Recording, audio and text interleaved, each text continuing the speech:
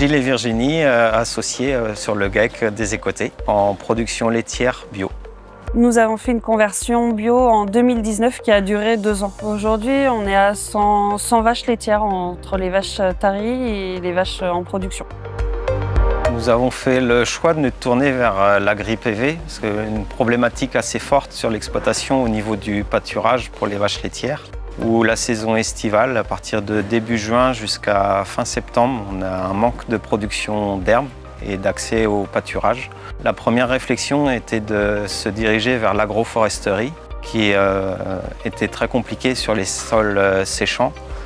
Donc l'idée a été de reproduire l'effet haie par le biais des panneaux solaires. Sur notre projet avec l'équipe Urbasolar, le défi a été de mettre des panneaux solaires au-dessus des vaches et non pas des vaches sous les panneaux solaires. C'est notre valeur ajoutée de s'approprier justement le projet, en l'occurrence du GAEC des Écotais, comprendre leurs besoins, s'approprier leurs éléments de langage pour les retranscrire finement dans le dossier et de discuter avec les administrations, les organismes consulaires, les services instructeurs et avant ça, les collectivités.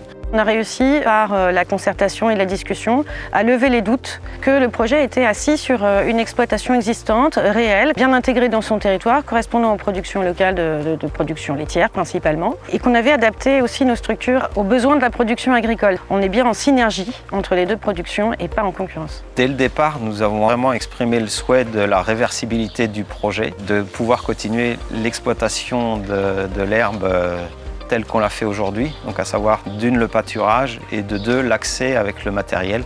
Et les tables photovoltaïques ont été espacées de manière à permettre le passage d'un tracteur et d'une faucheuse déportée pour faucher sous les panneaux.